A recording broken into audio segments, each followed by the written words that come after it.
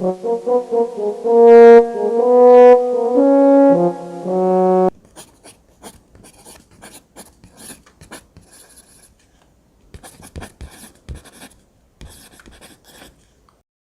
scripturient nature of the young poet led her to write extensively.